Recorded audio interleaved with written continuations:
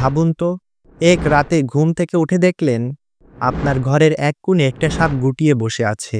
তখন আপনি কি করবেন? মেরে ফেলবেন নাকি পালাবেন? কিন্তু জানেন কি, ইসলাম আমাদের এই পরিস্থিতিতে একটি বিশেষ আমল শিখিয়েছেন, যা করলে আপনি নিরাপদ থাকবেন। আর হয়তো সেই সাপটি জিন হতে পারে।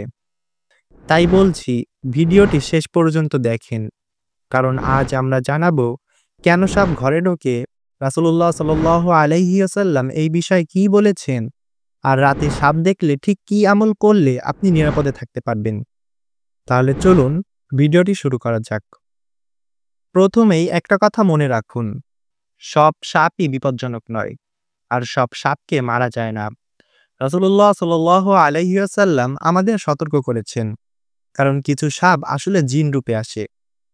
হাদিসে এসেছে, মদিনার জিনরা ৩ প্রকার। এক প্রকার তারা উড়ন্ত, এক প্রকার সাপের রূপে থাকে এবং আরেক প্রকার ঘুরে বেড়ায়। অর্থাৎ সাপের রূপে জিন থাকতে পারে। তাই রাসূলুল্লাহ সাল্লাল্লাহু আলাইহি ওয়াসাল্লাম আমাদেরকে শিখিয়েছেন সাপ দেখলে সাবধানতার সাথে আমল করতে। সহিহ মুসলিম শরীফে বর্ণিত আছে, একজন সাহাবী ঘরে সাপ দেখে সঙ্গে সঙ্গে মেরে ফেলেন। পরে রাসূলুল্লাহ সাল্লাল্লাহু আলাইহি ওয়াসাল্লাম বললেন, যখন তোমাদের ঘরে সাপ দেখা যায় তাকে ৩ দিন সময় দাও। বলো, আমি তোমাকে আল্লাহর নামে সাবধান করছি, তুমি আমাদের ঘর ছেড়ে চলে যাও। যদি সে চলে না যায় তখন তাকে হত্যা করো।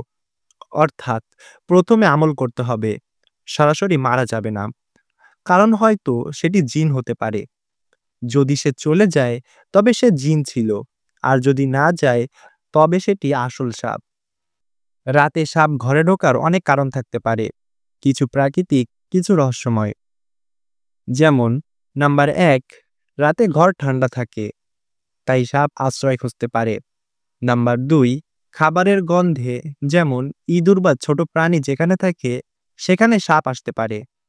নাম্বার ৩, জিনের বাসস্থান, কিছু জিন মানুষের ঘরের কোণে, বাথরুমে বা পুরনো দেওয়ালের ফাঁকে থাকে, তারা সাপের রূপে দেখা দেয়। তাই রাতে সাপ দেখলে ভয় নয়, ধৈর্য আর দোয়া প্রয়োজন। রাতে যদি হঠাৎ ঘরে সাপ ঢোকে তাহলে ধাপে ধাপে নিচের এই আমলগুলো করুন। যেমন প্রথম ধাপ, ভয় নিয়ন্ত্রণ করুন। আল্লাহর নাম নিন, বিসমিল্লাহির রহমানির রহিম, এটাই প্রথম ঢাল। দ্বিতীয় ধাপ, সাপকে সতর্ক করুন।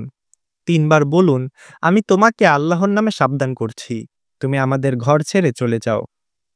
তৃতীয় ধাপ, আয়াতুল কুরসি পড়ুন।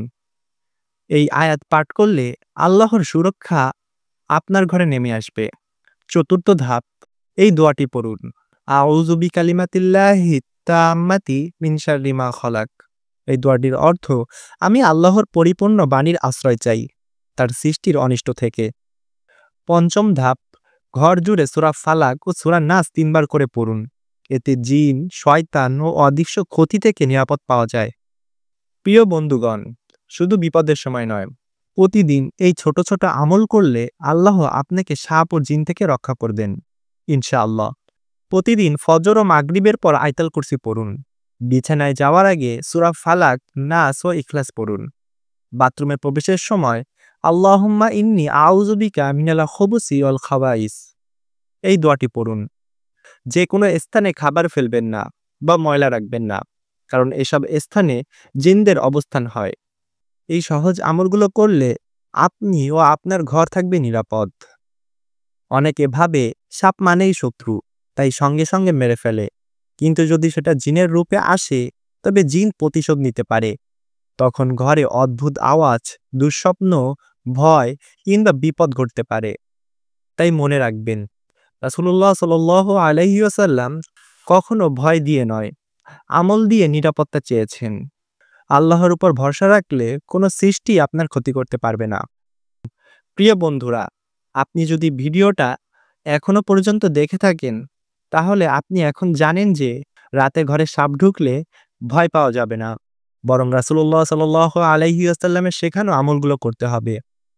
আমাদের উদ্দেশ্য হলো ভয়ের মাঝে ঈমানের শিক্ষা দেওয়া। তাই এই চ্যানেলটি সাবস্ক্রাইব অথবা ফলো করুন, কারণ আমরা আপনাদের এমন ইসলামিক জ্ঞান ও আমল শেখাবো যা আপনাদের জীবনকে নিরাপদ, শান্তিময় ও ঈমান ভরা করে তুলবে ইনশাআল্লাহ। আজকের মতো বিদায় নিচ্ছি। আসসালামু আলাইকুম ওয়া রাহমাতুল্লাহ।